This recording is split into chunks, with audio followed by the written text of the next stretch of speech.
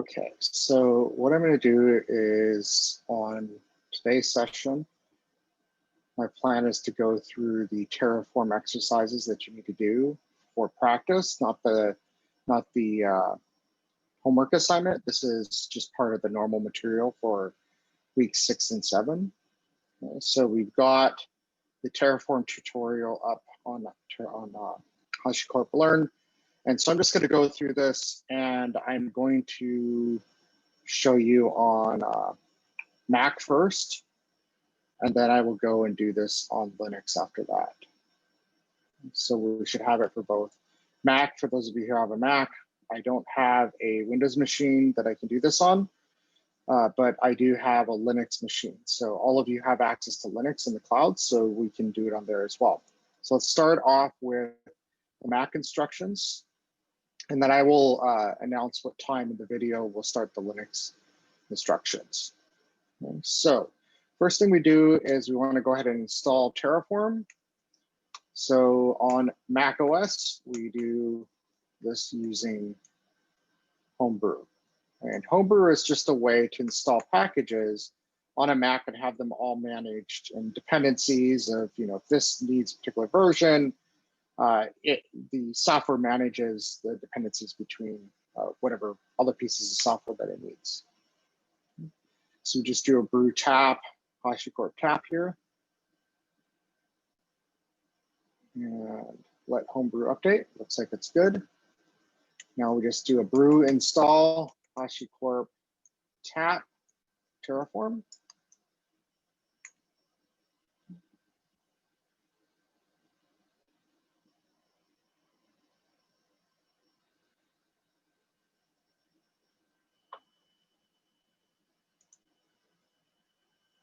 It always helps when I type the right thing.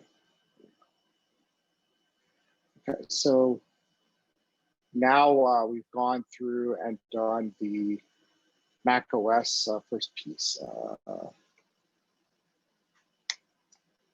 Rats. I'm running a beta version of Mac OS, so it's not compatible. Let me pull up my other terminal here. Oops.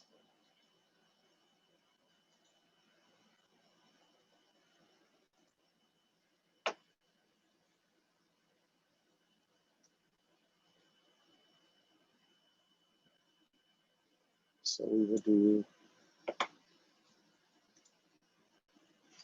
the normal version of Mac OS here.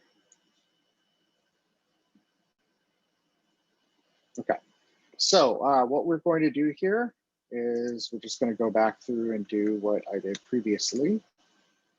And so the first thing we're going to do, oops, this is still my little computer. Okay, so we're going to do brew tap, HashiCorp tap. Again, when I get to the Linux instructions, I'll let everybody know. But for now, let's do this in the Mac.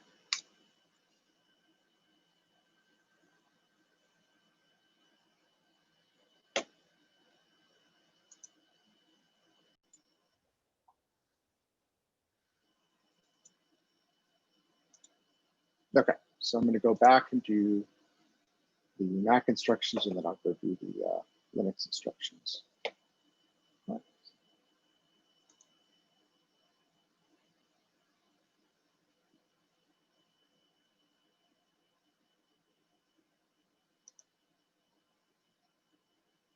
There we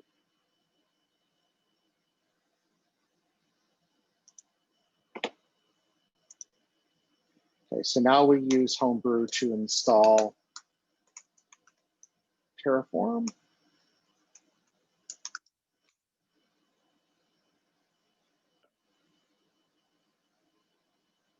Should work this time.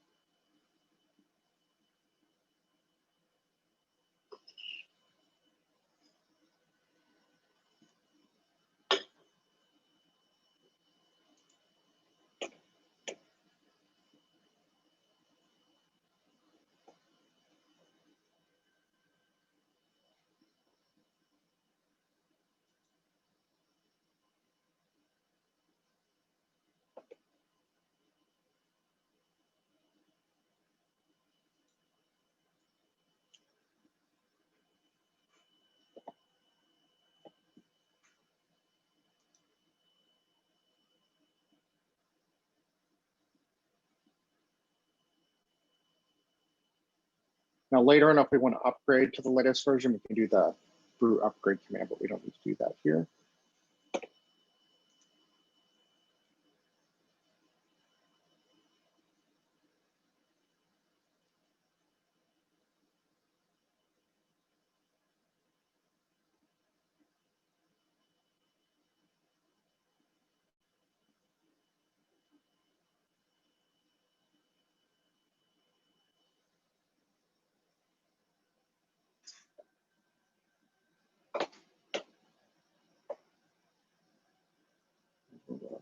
Shut down some extra apps. The computer's too slow.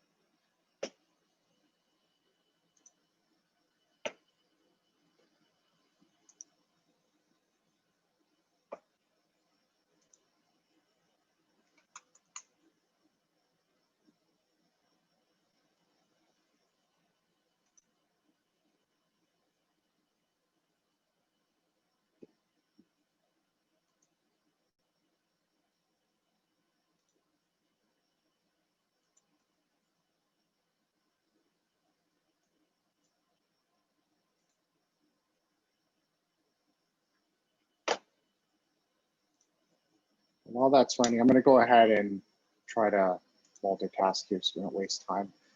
So I'm going to go ahead and open a new window and start installing on my Linux machine.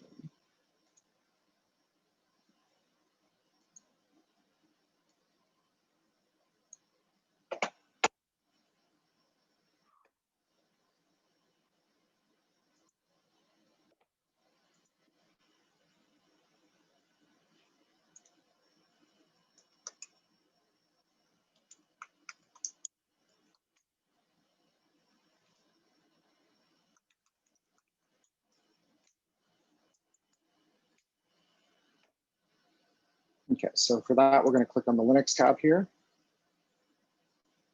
And I am running Ubuntu, so I'm going to use the Ubuntu directions. But if you chose Red Hat, you're going to do the Red Hat one here. And if you chose Amazon, use that one. Right, so rather than retype this all, we'll just copy and paste the GPG key.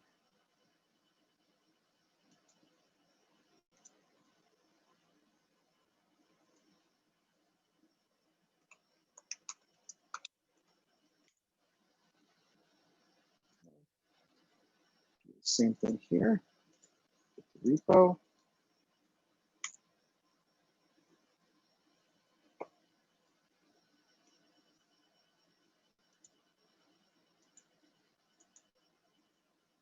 And then we're going to go ahead and install Terraform.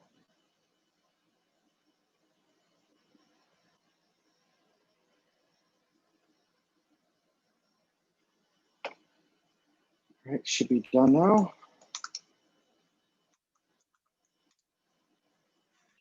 So Terraform's in my path, so I'm not having any issues. My path is this variable, oops, this variable here. So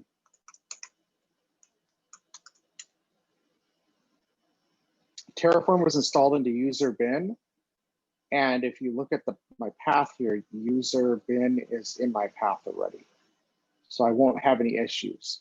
But if you have issues, such as right here under troubleshoot, if your path's not set up correctly, then all you need to do is do something like this. Oops, path equals. And then just append whatever path to the file. So path to where file is at. Okay. Whatever that might be.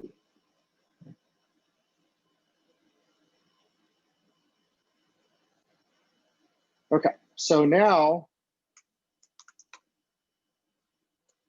on the Linux side, I can just do this to see the help for the plan. And so everything should be good there. I'm gonna have to skip the Mac side. Something's up with my machine here, and I'm well, actually, you know, I had that earlier. That's not anything to do with this. We can keep continuing on, I guess. All right, so let's finish the Linux side here. So we want to enable tab completion. It'll just make our lives a little bit easier, but it's not required. It would be probably helpful for you. There we go. All right, so I don't have Docker currently installed on this machine, or maybe I do, I don't recall. But if you don't have Docker, you'll have to install it. And I posted in Microsoft Teams the instructions for installing Docker on Linux, installing it on Windows, and installing it on Mac. But let me just go back here to the original instructions for Mac, and we'll just continue on with those. Okay, so we should be able to run a Terraform command.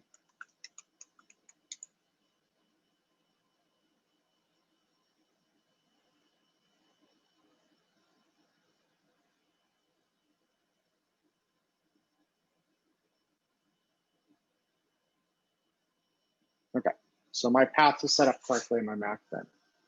So now I can go ahead and set up Terraform autocomplete.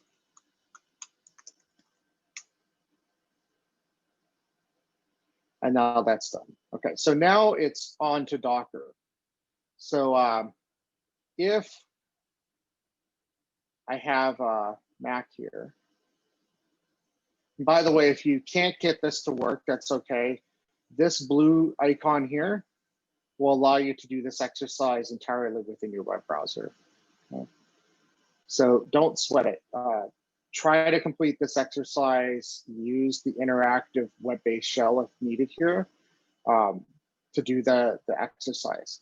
That being said, once you've completed it once, it wouldn't be a bad idea for you to go back through and play around with the Terraform aspect of this. So you can get some more practice with it. All right, so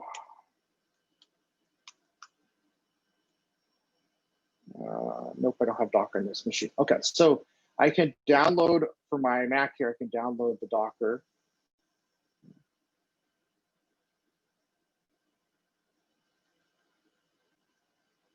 And I'll go back to the tutorial in a second.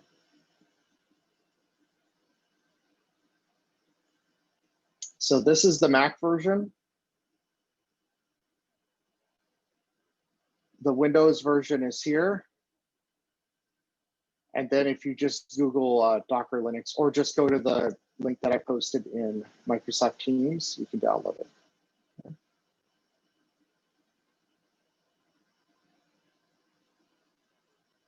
And so this is just like any other Mac application, is going to drag and drop it. Windows has its own installer.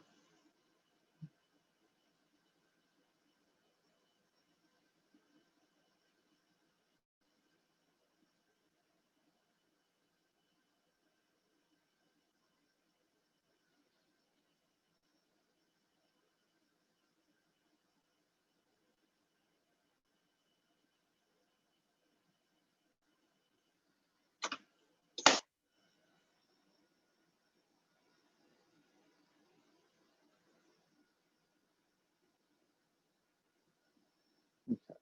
Get Docker.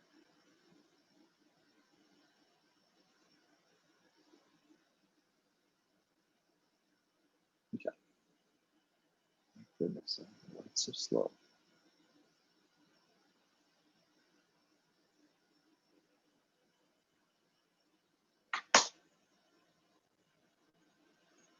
Well, that's downloading.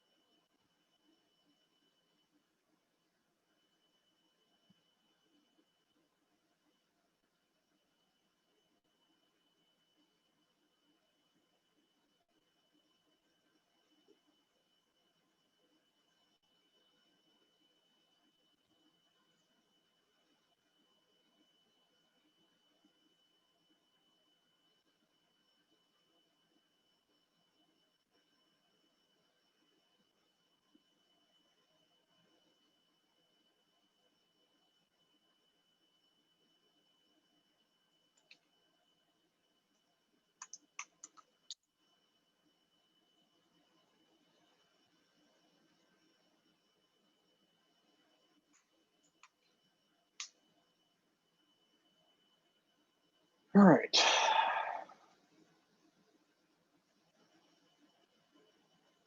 All right, so we did the install, we set that all up. Now we're in the Docker install. So just go ahead and run this.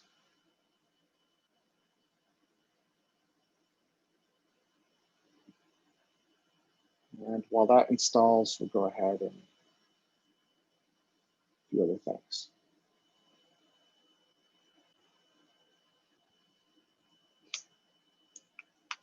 So we can go ahead and create a directory. Oops.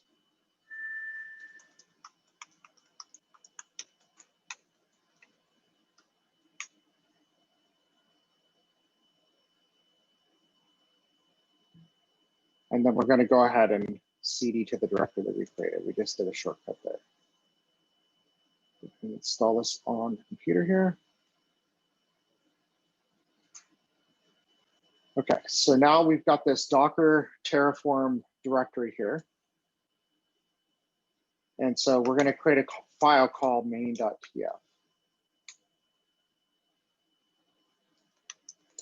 Using whatever editor you want to use. And then we can just copy and paste this.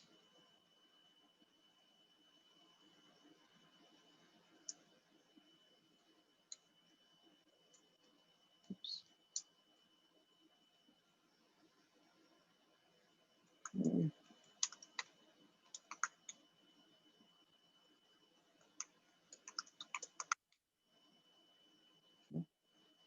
So now we finished this next step of doing a Terraform init, and we've done it on both Linux and Mac. So again, for Docker on Linux, you're going to have to follow the instructions that I sent you.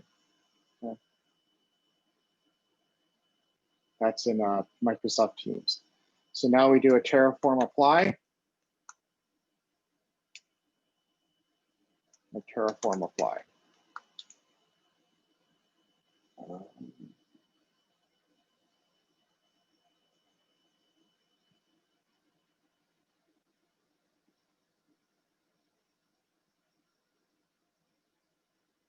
Oh, oops.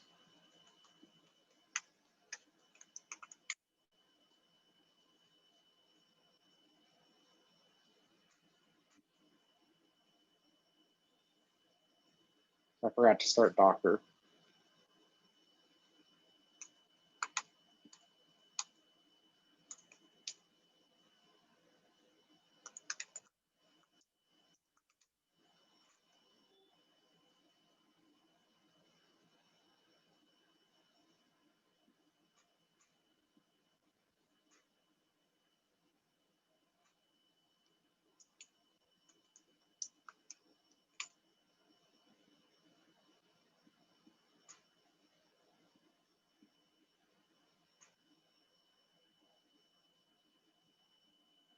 Okay, Docker should now be open. So now I can do this Terraform apply.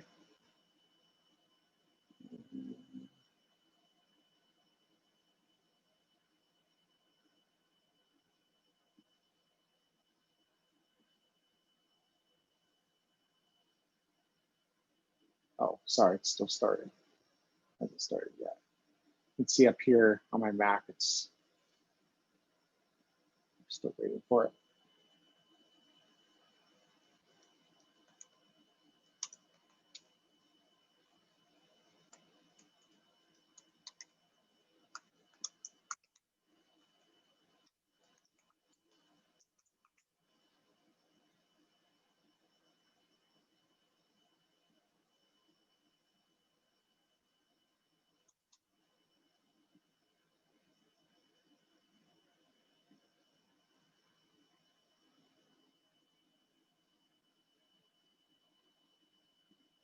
Okay, so Docker should be running now. Okay, there we go. So I ran my Terraform apply.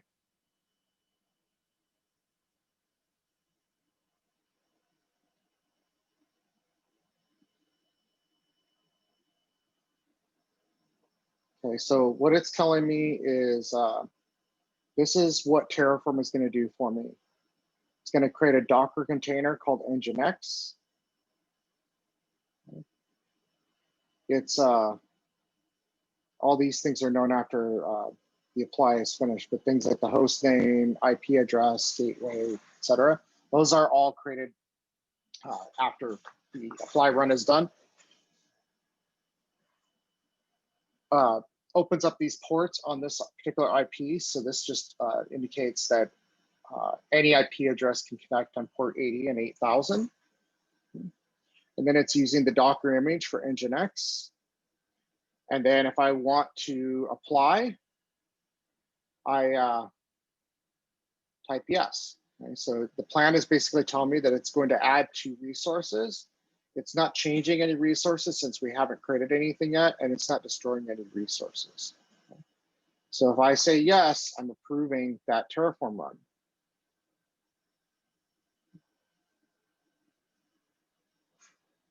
And then here in a moment,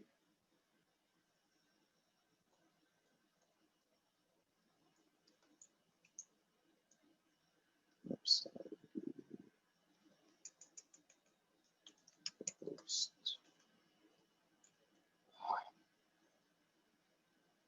wow, the host 8000 port.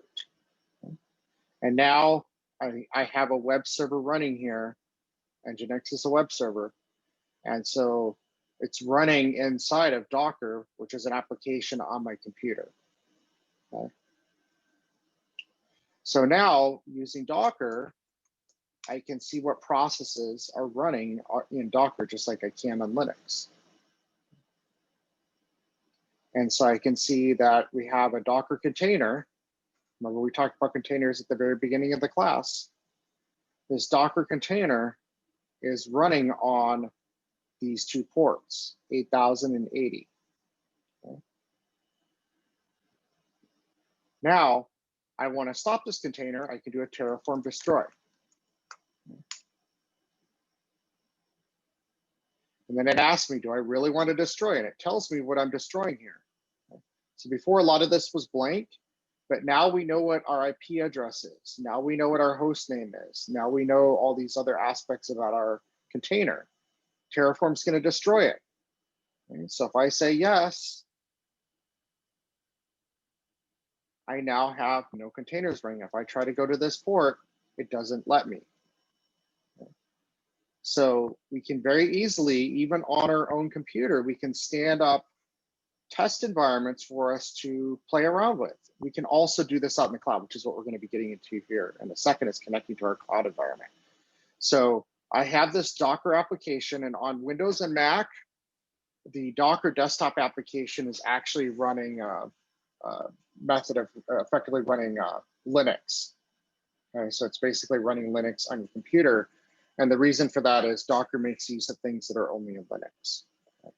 So we now have, if we go and do a Docker PS, we now have no containers running on our machine. Okay. So think of Docker as an application that's running on your computer here, and it runs containers for you. Okay. So now if we wanted to go ahead and just rebuild that environment, all we do is Terraform apply again, say yes, and in a few seconds,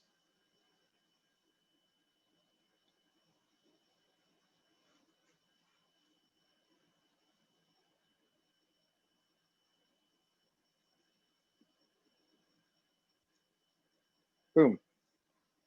And so what this is, just because I want to make sure everybody's clear, we've effectively built a brand new container, think of it like a mini virtual machine in a way, that is running Linux. Sorry, it's not running Linux. It's running inside Docker, which is running Linux on our machine here. And then running an application in Nginx. We could just as easily create a Terraform file that specifies running Apache instead. So we could go into Terraform, change the configuration, do Apache. If you recall the video from Armand where he talks about different ways of managing infrastructure, we could build mutable infrastructure, or we could build immutable infrastructure. In this case, we're building immutable infrastructure that we can, rather than change it, we just go ahead and build something new and then cut our application over to it. Now, Terraform's value is not in managing one container or one virtual machine. Terraform's value is from running many virtual machines, many containers. The necessary effort you have to put into building out one machine with Terraform, I'm not saying don't do it, but you get more value if you're using it to do more than one thing. So if you want something that's repeatable, that you can tear down and restore pretty easily, enhance it, new versions of whatever software you want to use, then it's going to be a lot easier to do it with Terraform. If you're doing it one time though, and you'll never do it again, then it's a little harder for you to justify spending the effort on setting up your Terraform file. So now we have this environment. I'm going to go ahead and destroy it again using Terraform destroy. It tells me what it's going to do, and I'm going to go ahead and say that's okay to destroy it. And now if I refresh this page, the server is gone again. So if you've completed this portion, you will have actually set up a very basic Terraform run environment against a local Docker instance that you have running on your machine. Again, if it's your Linux machine out in the cloud, it's basically provisioning environments against that Docker service there. Okay? Now, what you're probably going to have to do with your cloud-based instance is you're not going to be able to access this website on localhost. You're going to have to put in whatever the real public IP address is for your GCP or AWS instance. Okay. So whatever that would be. Localhost will only work when you're using your local machine, okay? Your laptop, desktop, whatever that might be. Okay, so now we move on and let's go ahead and create some GCP infrastructure. So the first thing that you need to do here is you're going to need to, obviously you should have a GCP account if you're going to do the GCP. If you're going to do the AWS one, you're going to follow a very similar process. And you're going to go to the link that's in the module for AWS. And then you're going to follow the instructions to get the information that you need. I'm only going to show you with the GCP. Okay? So the first thing we need is a GCP project. And we're going to need a GCP service account key. Okay? So we have a project already, or you should have a project already. Okay? And so you need the project ID. This is this thing here. Okay? So in my case, I'm going to want that number. Why don't I just go ahead and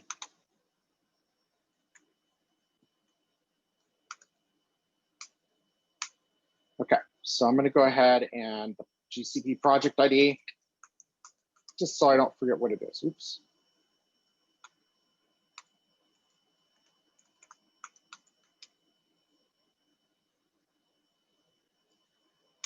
Okay, so now I'm going to go ahead and I need my GCP service account key.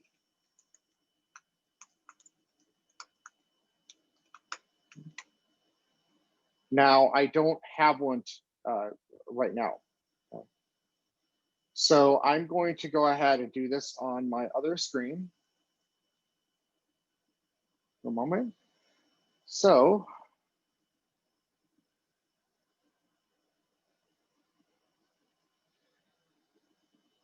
I need to select my project. I'm already in there. I've already done that. And so now we're going to go through and follow the instructions here.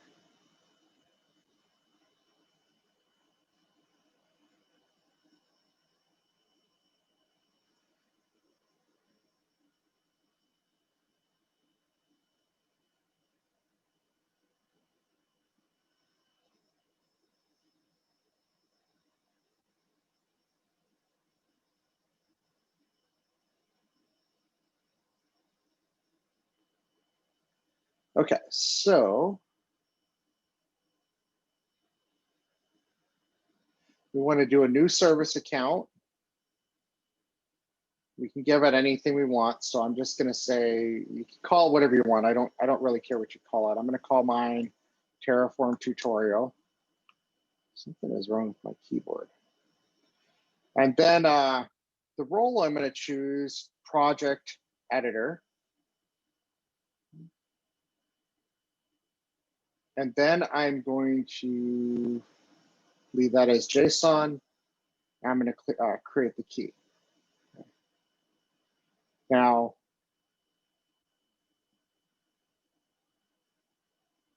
I'm going to move this over here temporarily and move my other window over here temporarily, because I'm actually going to need to regenerate this.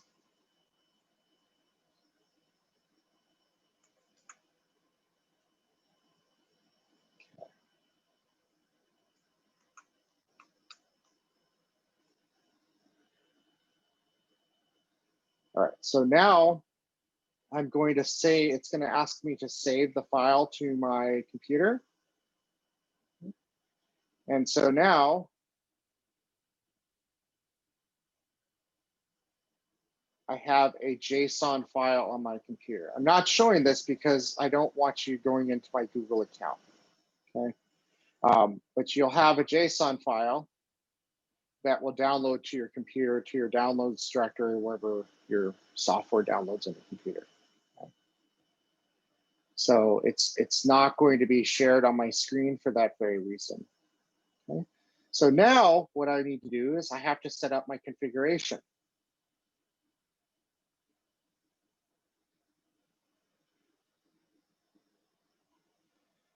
Okay, so we are going to create a directory for the examples in this tutorial. So let's just go ahead and do directory, and we'll just call it examples.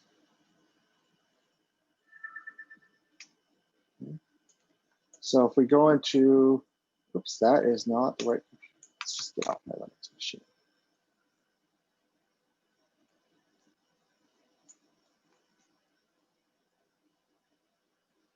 Okay. So let's create a directory called examples. All right. So now we're going to create a file called main.tf. And so we're going to go ahead and copy and paste all of this. So we just copy to clipboard with the little button there. Boom. Okay. Now we're going to do a couple of things here. Number one is we need to replace our credentials file with the actual file name that we created. Okay. So this is whatever you downloaded from Google. And I'm just, for the sake of easiness, just going to call mine mis44-6.json. Okay. And then I need my project ID.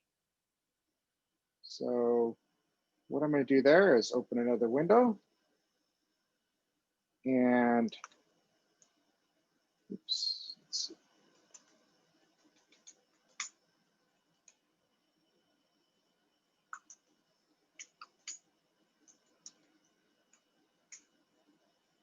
Okay, so give my project ID. Okay.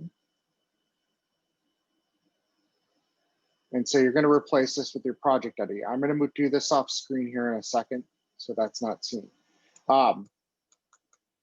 Then after I put my project ID in here, and let's just say it's MIS302-something, okay, whatever that is. Then the other thing I'm going to do here is I'm going to make sure that this file has my credentials in it. Okay. So I'm going to go ahead and move that off screen again. So you don't see my password or anything here, my project ID.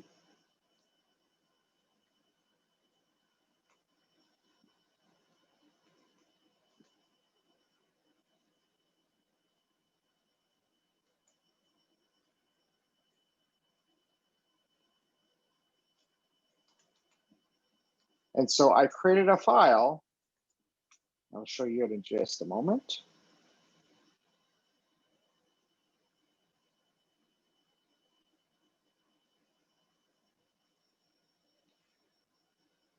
All right, so I have a file, and you can see it on my screen there, that I downloaded. What I want to do is I want to open that up in a text editor. And so Windows is notorious for screwing with files that need to go to a Linux machine. They use different method of line ending. So it's best if you can do this in a very plain text editor, and then just copy the file and paste it into your SSH session, whatever editor you're using on your command line. The alternative is you can just SCP this file up to your server. So I am going to get mine, and I'm going to take the contents out of there.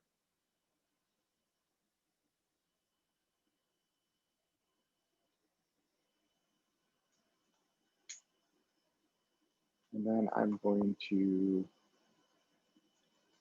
change the contents of that file so I can actually open it up and show you what it looks like.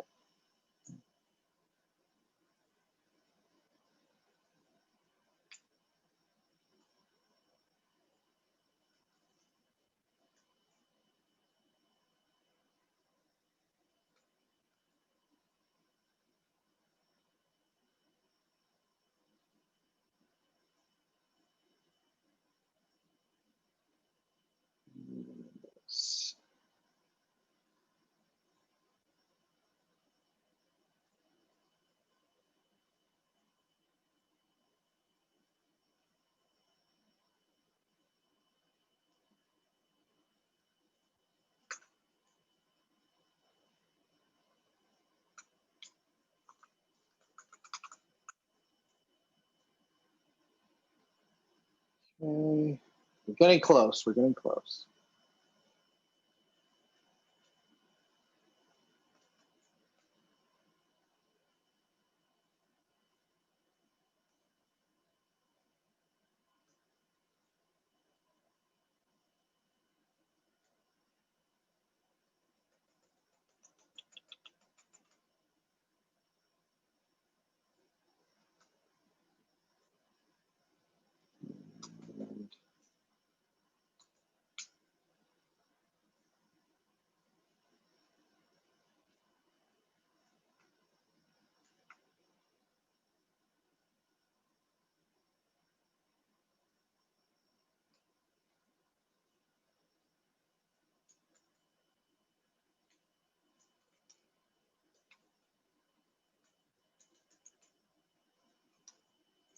Okay, so your file won't be identical to this one, but it'll look very similar to this one that I'm going to show you on my screen here.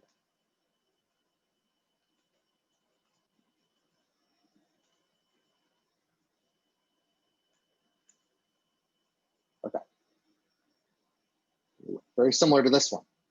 Okay, so you're going to have your project ID will be populated in this file, your private key ID. This is not a real one, so if you think you're crafty, if you're watching this video, oh, good luck with that. It's not going to work. Okay, and then your private key is going to be a really long string value here. Okay? And then you'll have a client email, client ID, and then this piece here will be populated with some information as well. Okay? You're going to copy and paste everything, including the curly braces. Okay? Cat's a great way to do this. And then you are going to create a file in the same directory as I created for my main.tf.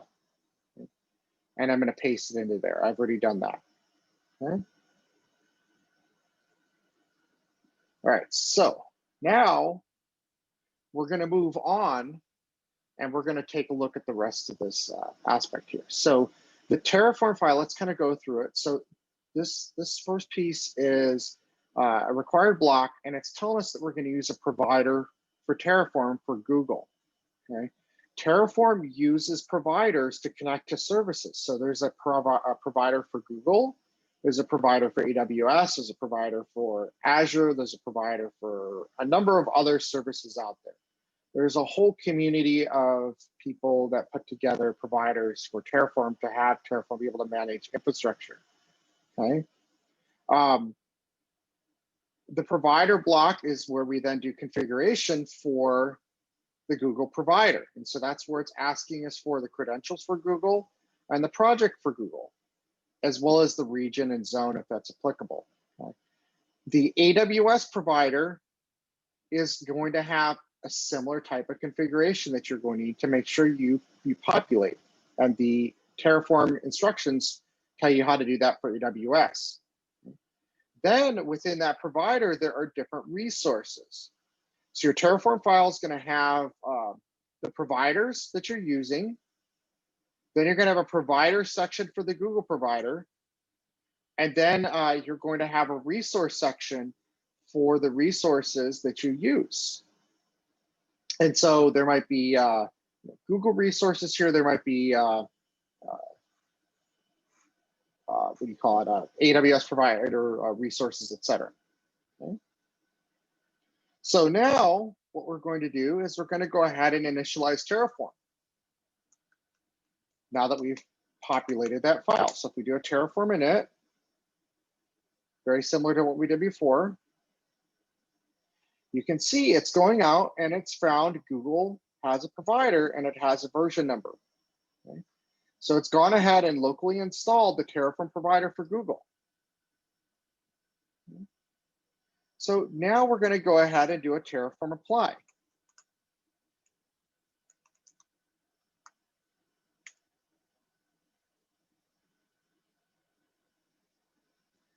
And so as part of the apply, Terraform says, I'm going to go ahead and create a VPC network, a virtual private cloud network on Google Compute. Okay. And so it's asking, do you want to perform this change? Okay. If we type yes, it will proceed forward. So we'll go ahead and type yes. And now it's going out to Google and it's creating a VPC. So if we go back out to our Google Cloud home here,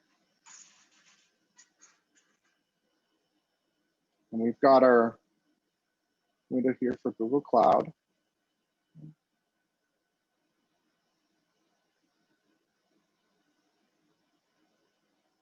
We go to VPC network,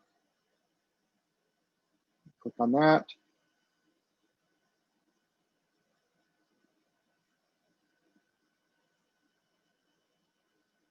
And now you see we have a Terraform network that we've created. Now we can go out here and we click on VPC and we can create a VPC if we want to out here.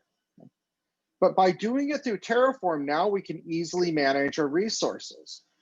And so we use Terraform to create a VPC network. So now we can see what is the current state of our environment. So we can do Terraform show. And Terraform show shows us that we have a VPC network in Google Cloud called Terraform Network. It's running in this project. Here's the project ID. And we can access it. If we clicked on this, we could access it in the web browser. Okay.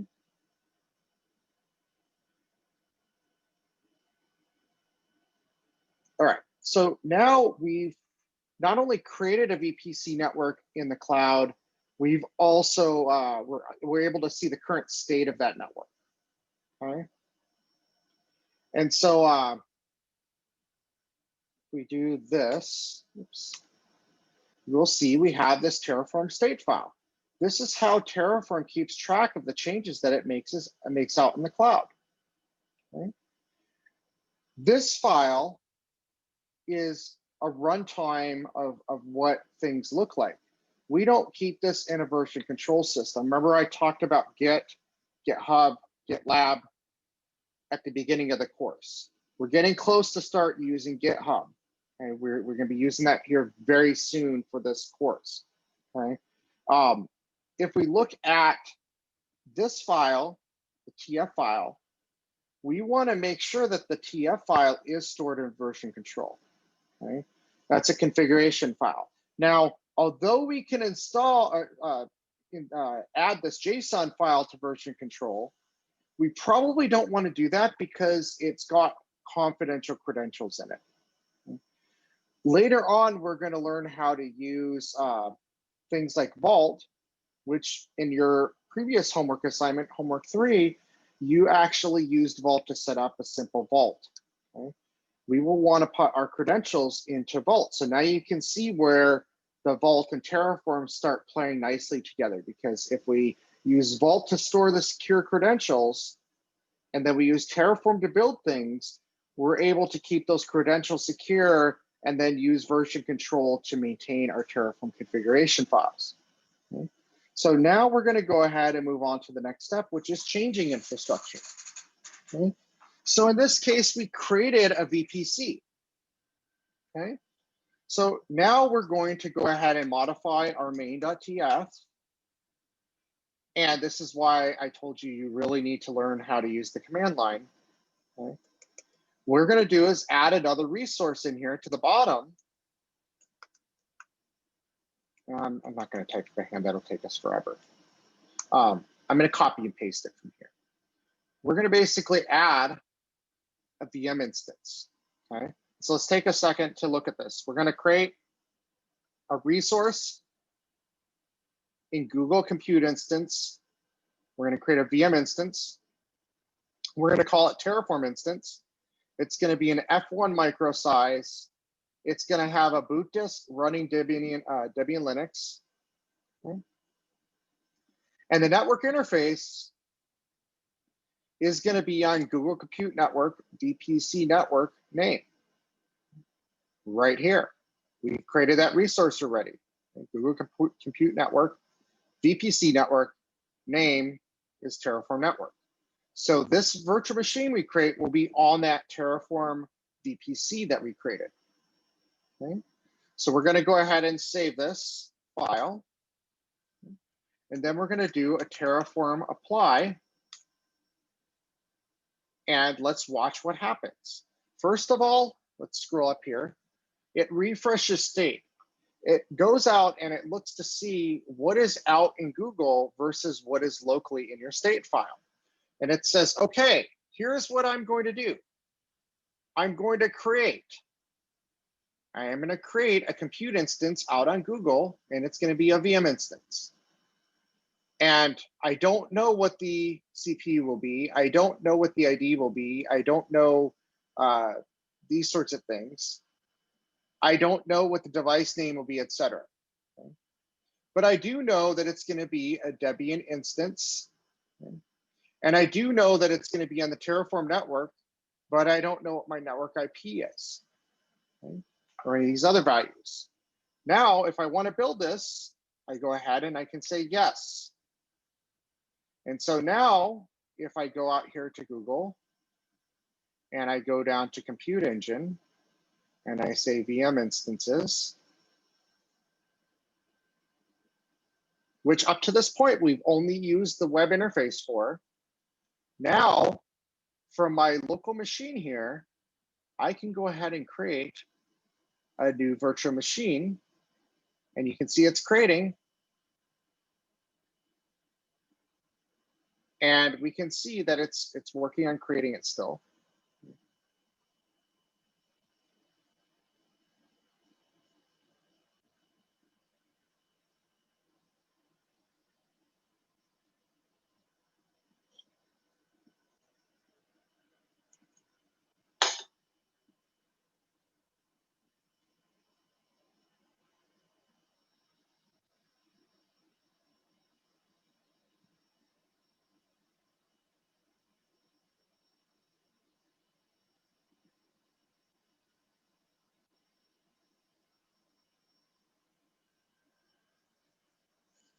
Okay, so now it's completed.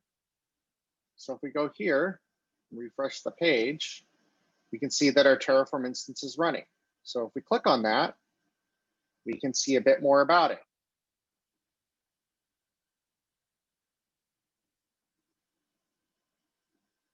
Okay. We can see that it's on the Terraform network, which was the VPC that we set up. We can see that it's running Debian. And we now know a little bit more about this machine. So if I do Terraform, Terraform status here, that's what I just did. Sorry, Terraform show.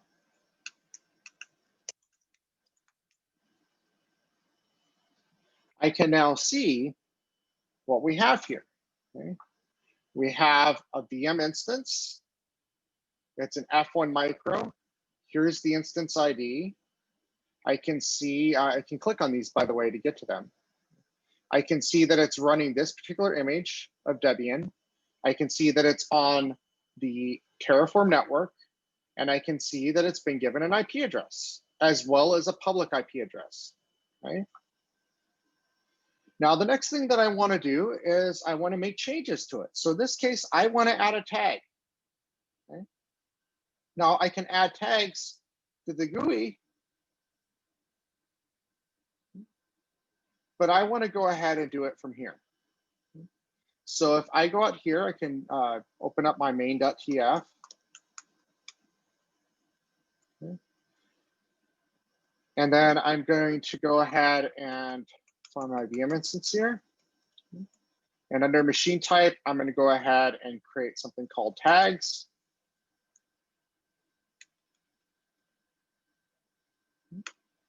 And I'm going to create one for web. And I'm going to create one for dev.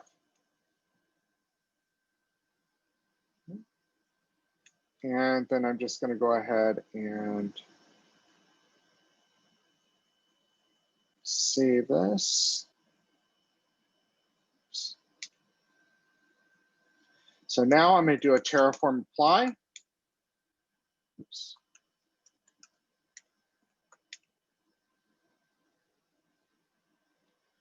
And now it says I'm going to change. And what have I done? I've added dev and web as tags. Okay. The plus sign tells us what we've added. Minus signs tell us what we've removed. Okay. So we're going to say yes. And if we notice, it says one to change. And we're changing an existing resource that we created. We're not adding any resource right now. So we do that.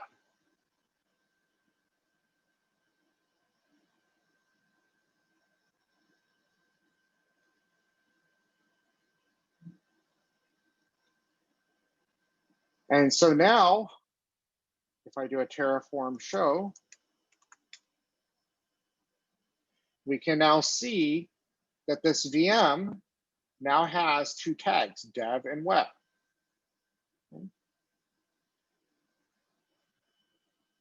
Okay, so now I can also do things that are destructive changes. Okay. So if I want to change from a Debian image to a Google container optimized OS, this is a destructive change. Okay. In this change of just the tags, all I did was just add those tags to the metadata for this. Okay. Now I'm actually going to be destructive and change it, and it's going to result in that resource getting destroyed.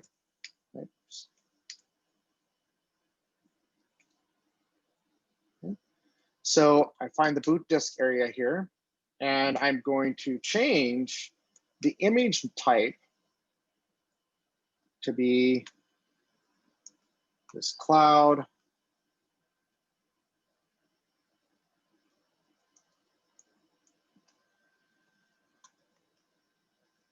Okay. COS stable. And now if I run a Terraform apply, let's watch what happens. It's going to go through and it's going to say that we're not changing. You notice it doesn't say change. We're adding one and we're destroying one. So we're going to create a brand new VM and we're going to destroy the existing VM. Okay. So now, if we do that, I'll say yes. Here's what's going to happen. Refresh. We will see that we are going to destroy this instance and we are creating a new instance here.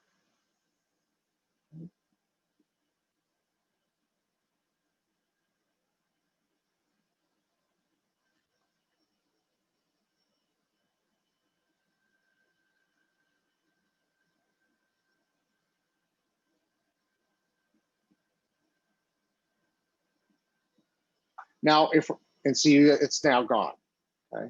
But if we refresh here in a second, it's creating a new one to replace it. Now, once we start using Terraform to manage our cloud infrastructure, we should use Terraform to manage the infrastructure. It's one thing for us to go out here and look at things. it's a completely different matter for us to go and start fiddling with things. Okay? I will say this, I worked with a client before I started HashiCorp, and they were going through a nightmare of, they used Terraform, but they also hadn't locked down their cloud platforms interface. And so they had some people who refused to use Terraform and were doing things manually. And then they would have to go back and fix it using Terraform.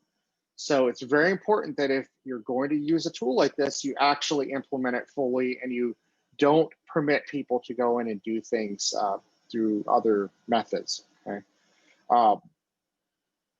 So if you're going to use Terraform, you should have it version controlled using some sort of version control system like GitHub or Git or GitLab, and then manage it using a tool like Terraform.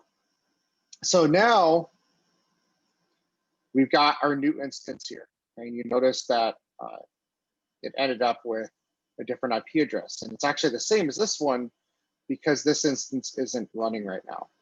And if I restart this instance, it's going to get another IP address. Okay, so now I have the new instance and the old instance is destroyed. Okay, so if I do a Terraform show, I now see this VM instance, but it has that new IP address, okay? And it's based on this new image. Okay. Oops. Okay, so let's move on to the next step, which is destroying the infrastructure. Okay, so when we want to delete something, what we need to do is we need to use Terraform destroy.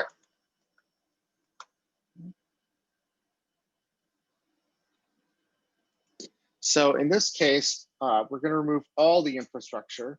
So Terraform destroy is when you want to delete everything here. Right? So this is telling us that it's going to destroy the VM instance, and it's also going to destroy this VPC network. And so we're going to go ahead and say, yes, we want to do that. And so Terraform will determine the way to destroy things, what order it needs to be done in. So if we click here, it's going to destroy this instance first, and then it's going to go over here to the network and destroy the VPC. Put it on here to the network.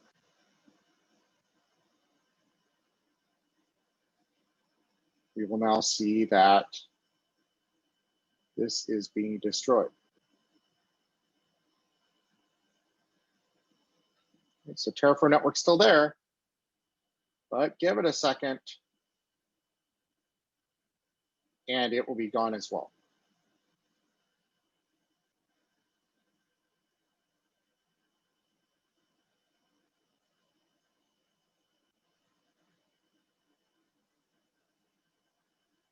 And you can see down here, boom, it's almost all the way destroyed. All the little pieces inside of it have been gone.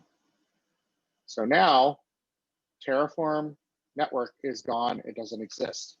So if we do a Terraform show, we can now see that there's nothing out there. We've destroyed everything. So now we can go on to the next step. So now we can talk about resource dependencies here. So we can have multiple resources and then have attributes in our configuration that help to configure other resources, okay? So if we do a Terraform apply, we have a Terraform file, okay? We can just reapply it. And so now everything we specified will create those resources. Okay? So we can easily see that if someone destroys our infrastructure, Terraform can automatically put things back to the way that they need to be. Okay? So hopefully you're starting to see why this can be very valuable to you. Now we're doing Google right now, but we could just as easily set up our Terraform with AWS. And I will go through that later. I'm not going to be able to go through that tonight in the interest of time for this video, but we will add to our Google infrastructure by also using our same Terraform infrastructure to provision out in AWS. We could do the same thing with Microsoft or Oracle or wherever we want to build a cloud. Okay? We can also use this on our own on-premise infrastructure as well. So say we're running VMware in our own data center. We can do the same thing there. Okay? And thanks to a release just yesterday, actually, we can do Terraform and Console as a service mesh. We can actually use Terraform and Console together to manage network equipment like Cisco and other manufacturers of network equipment. So this is creating our infrastructure for us. So that should only take a second longer, hopefully. It's created the VPC and now it's creating the VM instance. When that's finished, I'm going to go ahead and have Terraform add a static IP address. Okay. And so we might use a static IP address if we were running a web server and we didn't have load balancers and things like that. And generally, we don't use static IPs anymore. But I could assign it. Maybe I have an application that's legacy that requires that I assign a static IP. Okay. So now if I do a Terraform show, it's done. We do a Terraform show. I will now see that we have those resources, the VM and the VPC created. So now I can go into my main TF file and I can find my resources here. And so now we can go in here and we can say resource, just copy paste. Okay. So now I can do a Terraform plan. So we do a Terraform plan first so that we can see what the proposed changes are. So Terraform plan tells me that we're going to go ahead and create a new resource called VM static IP. Okay. So Terraform plan is a way for us to plan things out, test them before we actually do them. Okay. So now we want to actually do a bit more. So right now, that's just creating a new resource for a static IP. Okay. So now what we want to do is in our network interface here, and we can go ahead and move this up to the top, middle here. So just move this up here. Right up here. So then under network interface, we want to change the network to be this instead. So we can just go ahead and copy this whole section here. And we can just delete this stuff. Just delete this. Okay. So we've got our network interface, and we're going to set it up to be the static IP address. Now we want to do a few things. So we need to create the VM static IP before we create the VM instance. And then we've added our static IP address here. Okay. So now what we're going to do, we're going to create this plan, static IP. Oops.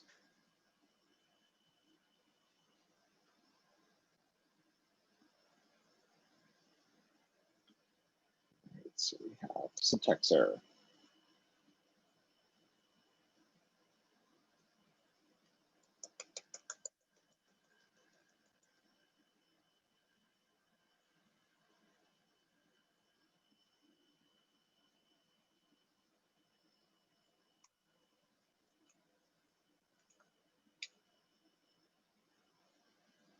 Try that again.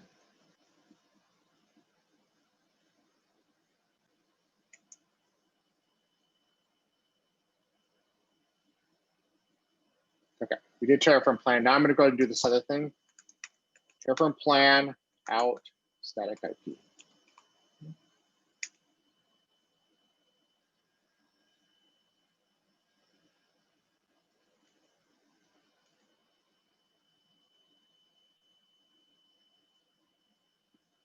Okay, and so then this was saved to static IP.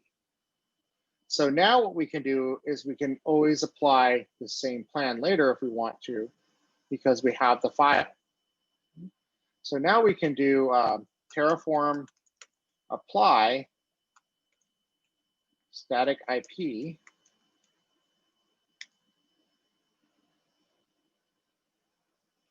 And so now what it's going to do is it's going to do notification to tell us what it's actually planning to do with their infrastructure.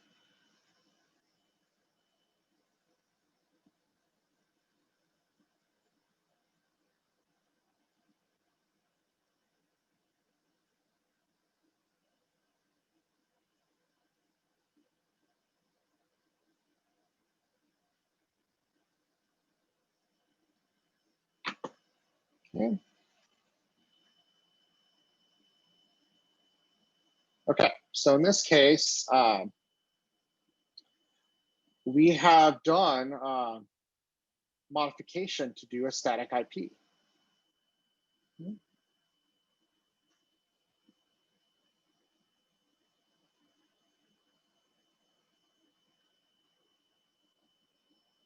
So if we go back to our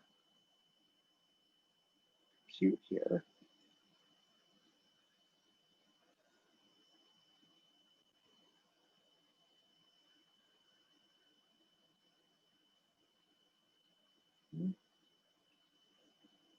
we've got our instance here. Okay. And so now if we do a Terraform show,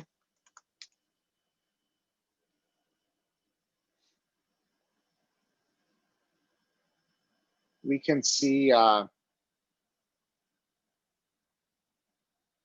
configuration of our machine here.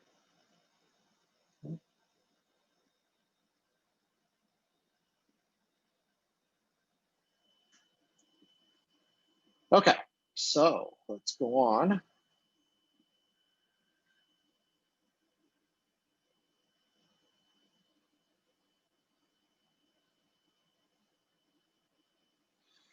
So now we can do additional things here of Google Storage.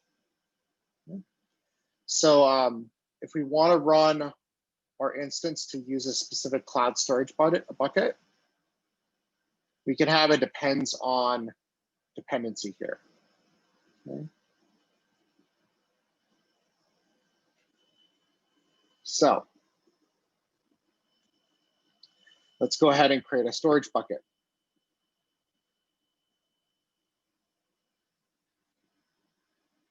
So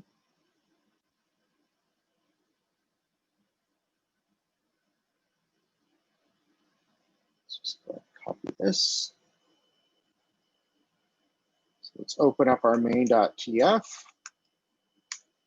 I want to show you that we don't have any storage right now. Look at storage here.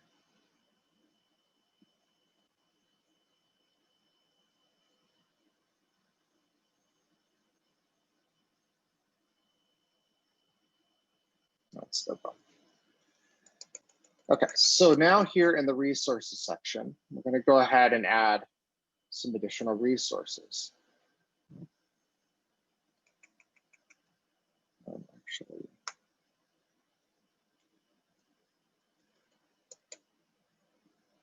it's out of here. Okay, so we've got this bucket, but we don't have a name for it. So we're going to want to create a new bucket name.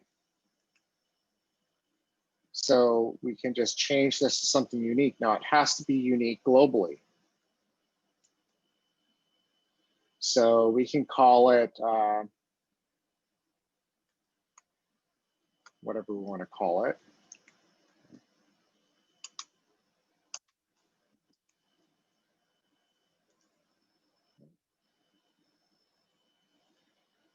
Okay, and you can see here we don't have any buckets right now. Okay. All right, so the bucket name, I changed that to something that would be globally unique. Okay, and I save that. So now I can do a Terraform plan.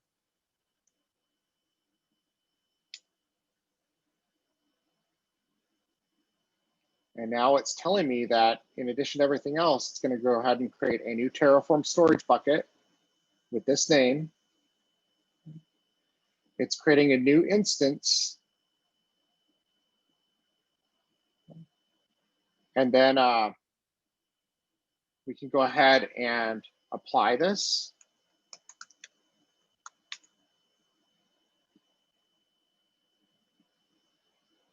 I'm going to go ahead and add this.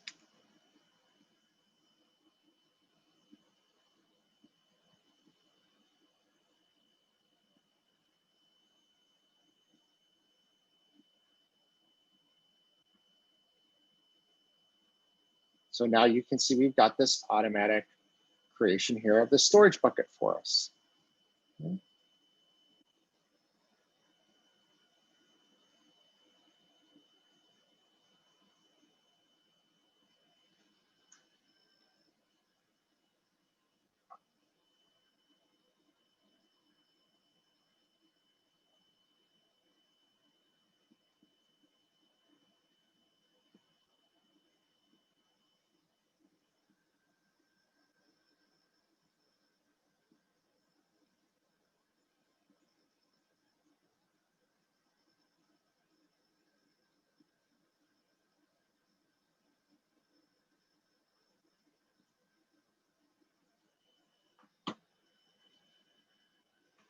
Okay, should be done here in just a second.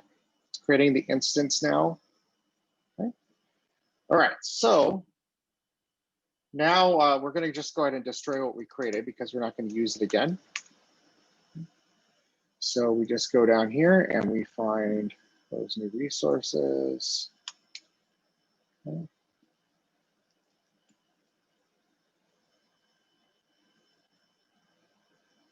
There's the instance we created there.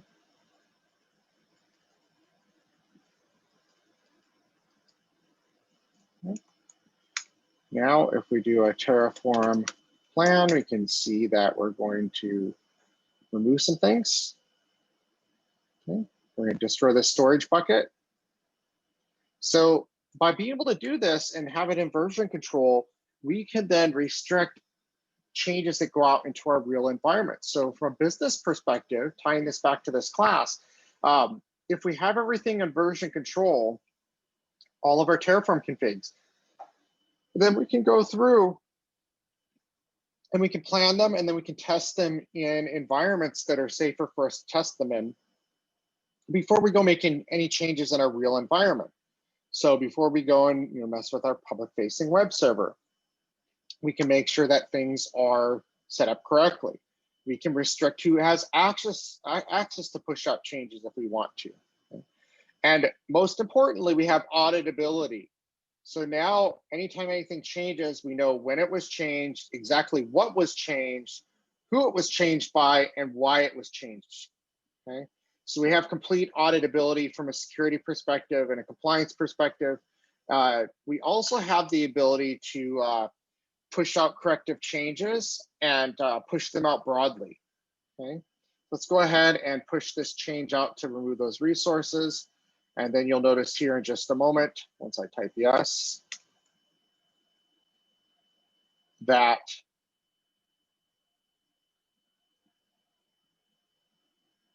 refresh this, and in a second, this will be destroyed.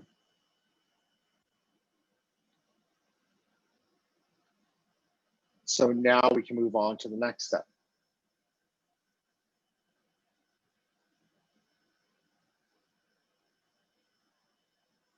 Okay, so now that storage bucket is gone.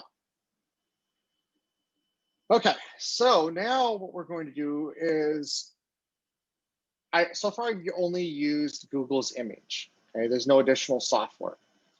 But you can also use your own custom image of an OS. And so that custom OS can be configured with the things that you need for your applications. Okay?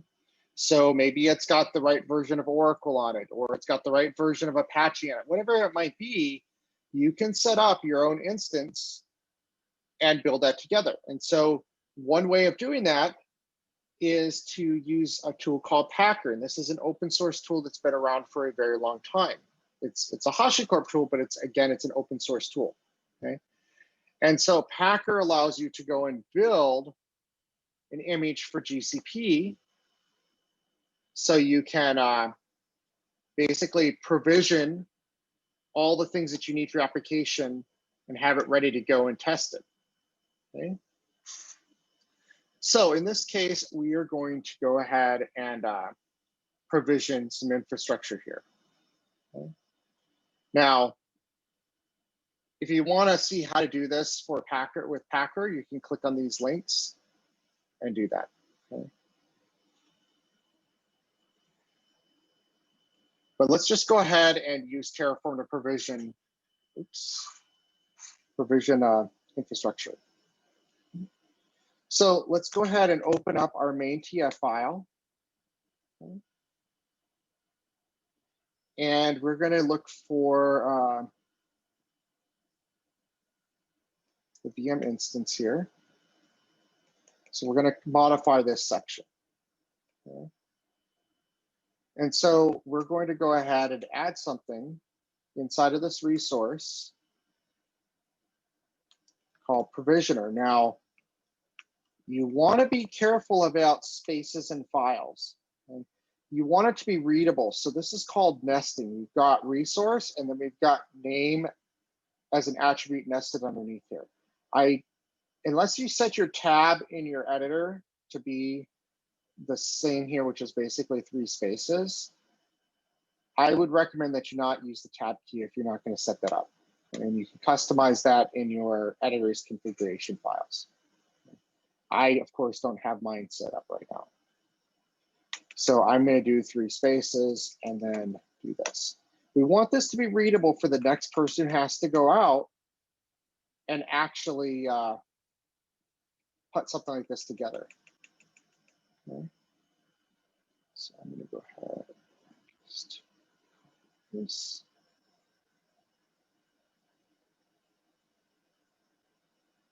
Okay. And then you notice these curly braces. There's an opening one and a closing one. They close out that statement. So you've got to make sure that if you go and copy and paste a line or you go and type it, you're going to get syntax errors. And I showed you an example of that a few minutes ago when I had a syntax error. I was missing the closing curly brace. Okay. Depending on the editor that you use, it may help you out here. Okay. Show me that I should have matching pairs here. As I move through them, it shows me that. Okay. Now, if I save that file,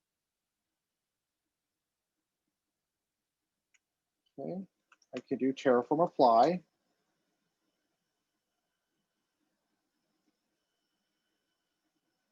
And nothing happened. Okay.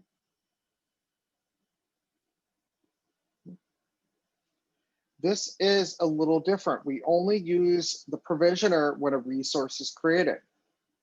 Okay. So this is not going to cause us to delete that existing virtual machine and recreate it. If we want to recreate it, we have to tell Terraform to taint the resource. Okay.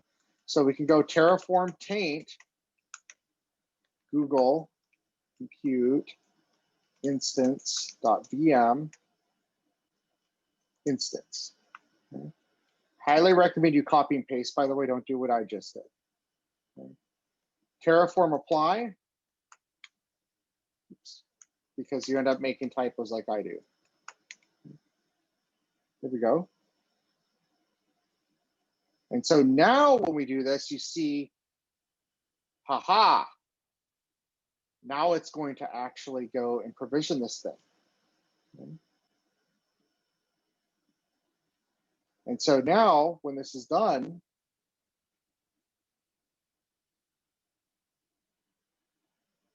we will see that we have a file called IP address.txt when this is all done here.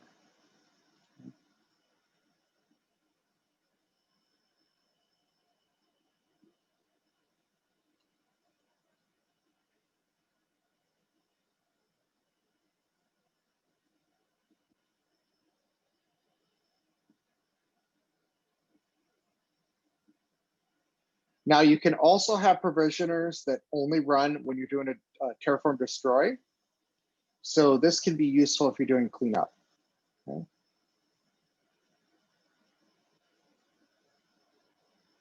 If you're interested in those, you can go review the documentation. They're not in the tutorial.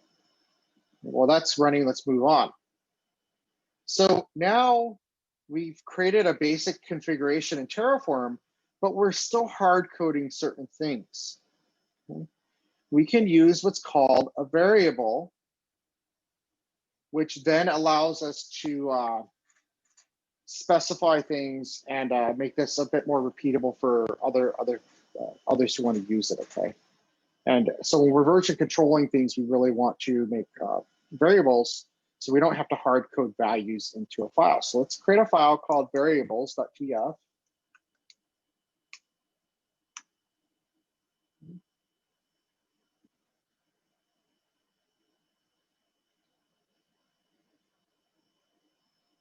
Now you could just as easily put this in the regular Terraform file, but it is good to break things up so you have smaller, more manageable files for things.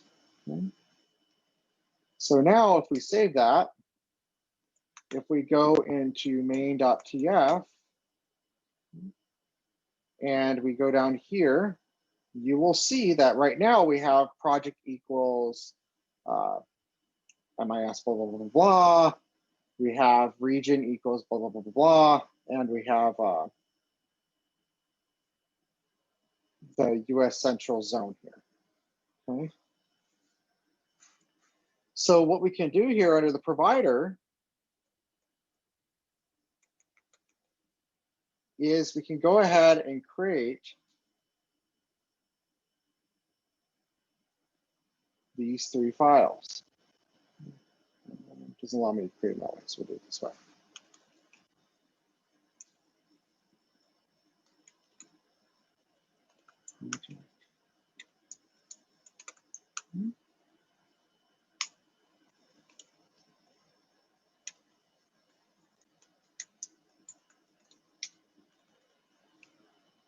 Zone equals zone.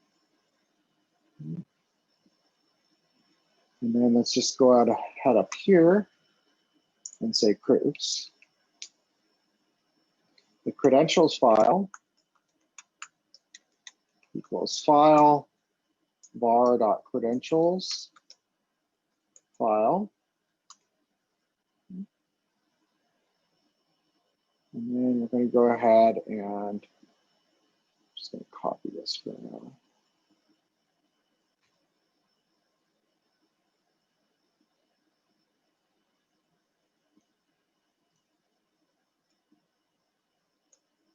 Get rid of that.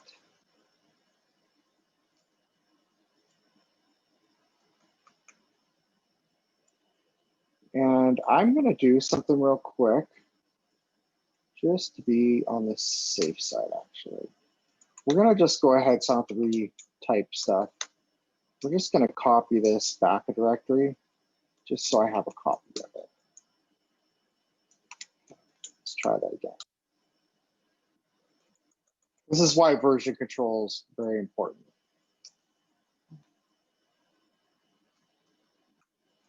Now, if we had version control, we wouldn't have to worry about that. Okay, credentials equals file var credentials file. And then we have project equals var.project. And then we have region equals var.region. We have zone equals var.zone.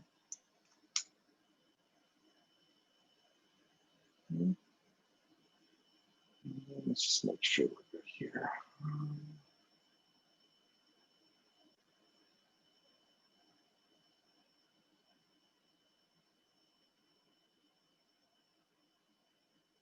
Okay, now we should be good to go. Okay, so now what we're going to do is we can assign variables a couple of ways here. We can do a command line flag when we do the Terraform plan. We can say that, for instance, project ID is X. We can also create a file, and this is a common way of doing it, as a TFRs file, where we then specify these things in a file. So we can specify that our terraform.tfrs includes our project ID and our credentials file. Okay? And so in the case of mine, my credentials file is called mis484.6.json. So I can create a Terraform TFRs file. And we can say project equals, I'll come back to that in a second. And my credentials file equals this. And then my project ID will be up here.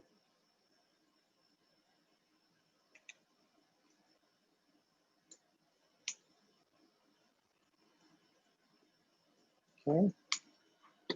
All right. So now I can go ahead and I've got my file. I've specified that.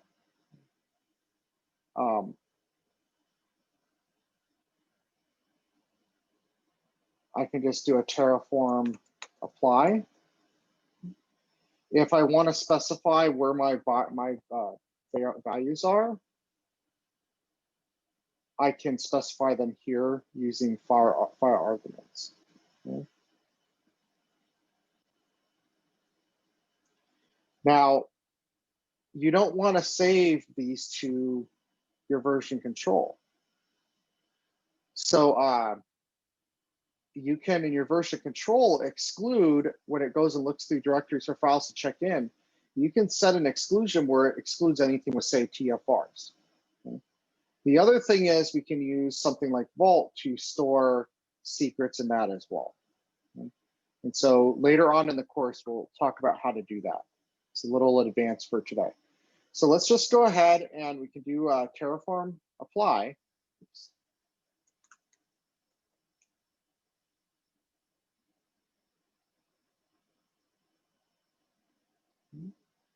And we can see that there's nothing to change here.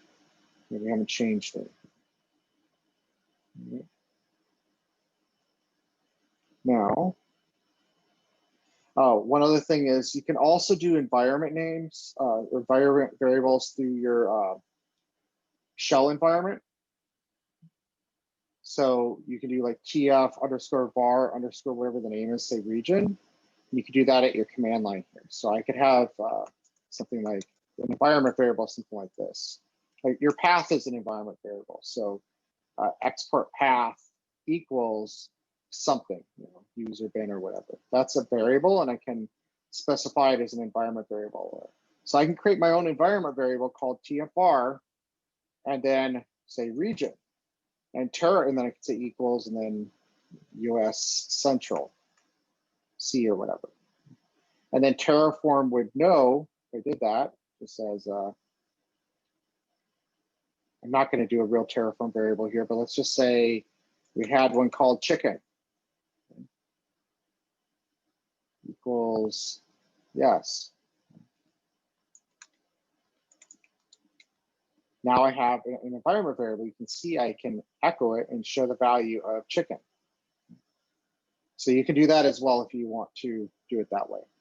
But most people I see are using TFRs. Now, some other types of variables here to talk about, strings. So I think we've talked about strings a little bit before in this class, and if not, I apologize, that's from the database class. But anyways, a string is just something like text. It could be text and numbers. But if we say it's a type of string, then we can't do calculations on it. Okay. Now, if we want to do a number, the default would be string. So if we want to do a number, we should specify there's a number. And if we specify that's a type number, now we can actually do calculations on it.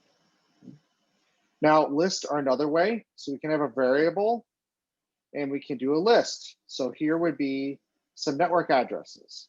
Okay, so we've got one network address, comma, another network address. Okay? So we have a list of values. We can do maps as well. So maps can have a lookup table. Okay? So we can have a variable that's a map, and we can have it go through and do a lookup table, okay, based on environment. So here we set the environment to dev. Now we have a machine type. It does a map. If it's dev, we're going to default to an F1 micro size. If it's a test environment, we're going to go ahead and default to this size of machine. And if it's a prod environment, we're going to go ahead and default to this size of machine. So now when we build out our infrastructure, depending on the environment that we're building against, we can have it have a different type of default machine in case we don't specify. Okay? So here's an example of, we've got this VM instance, and we can say the machine type is based on the value of the variable machine types of our environment. Okay? And so then if the tag has dev in it, it will pick up and say, okay, dev is an F1 micro. We don't have to hard code that anymore. Okay? So let's take a minute and go back here and let's do a map. Okay? Actually, let's go back here and do some of these other things first. Let's go into variables.tf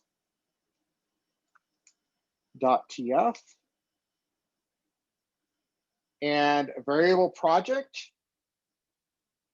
We've got this curly brace here. We're just going to go ahead and move that down to the next line. We're going to add something, type equals string. Okay. Now we're going to go ahead and go down and say something called variable web instance count. Type, I'm going to try to line things up to keep it clean. And default equals 1. I'm going to close that bracket. Then for the list, we're going to go ahead and specify some network blocks that we want to use. Okay, so we can say variable sitters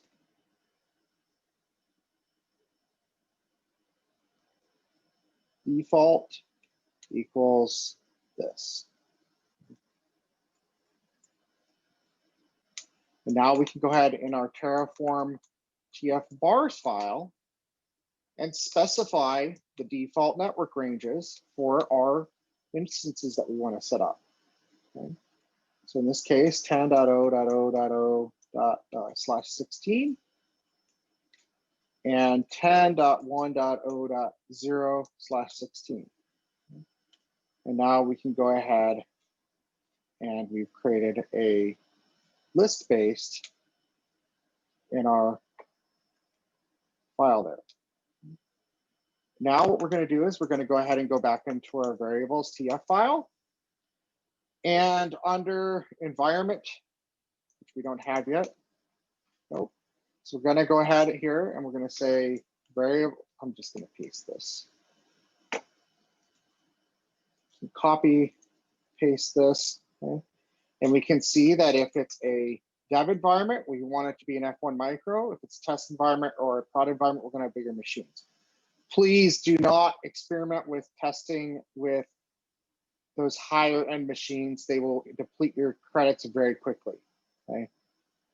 This is only for me to demonstrate this. You want to make sure that everything you create is going to be an F1 micro, unless you have some reason you need something bigger. Okay. I have a feeling this would eat up your credits pretty darn quickly. Now what we're going to do is we're going to go ahead and open up our main TF file here and VM instance. We're going to look for that. So we've got our section here. We're going to replace F1 micro here. Okay. We're going to replace that with a variable. Okay.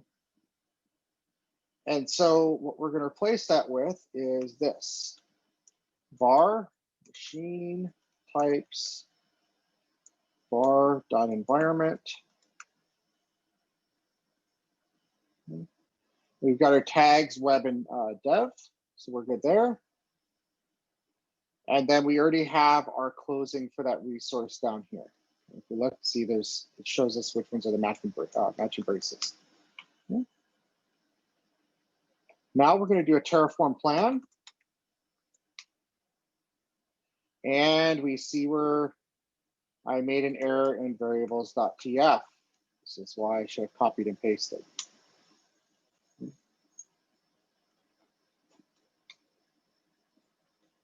Okay, so it is on the sitter lines.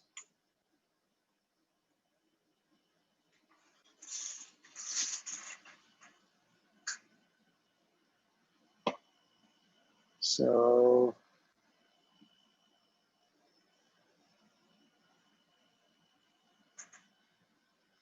let's just copy and paste that.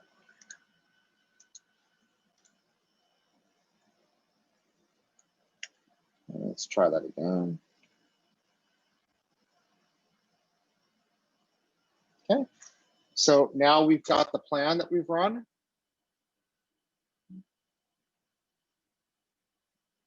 All right, there are no changes because we're doing default environment there. But if we do this, instead, Terraform apply, and then the var is going to be our, let's just copy and paste that line too.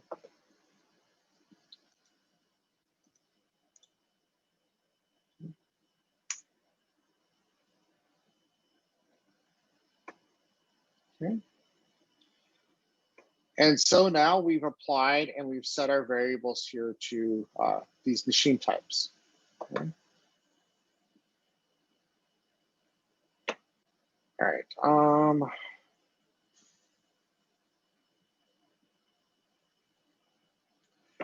Let's go into our variables.tf file now. And let's look for region.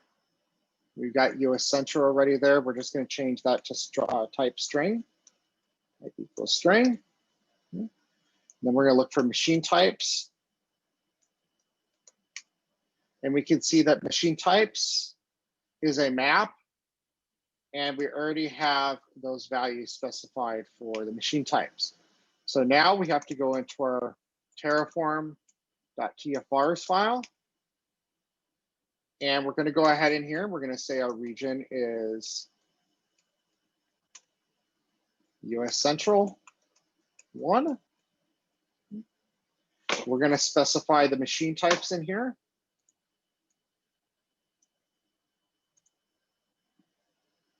Okay. And we run Terraform apply again.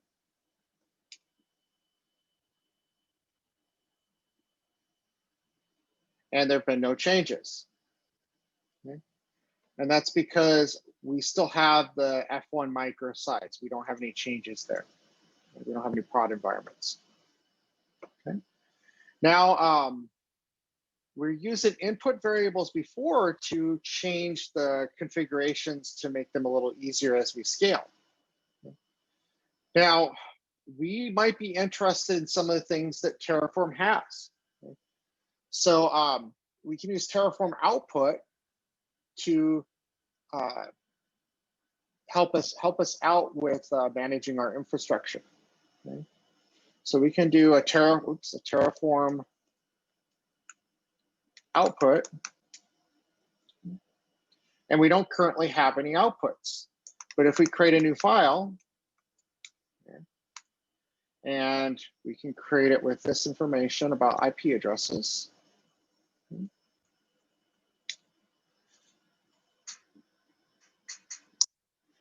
All right, so now if we do a Terraform refresh on that file,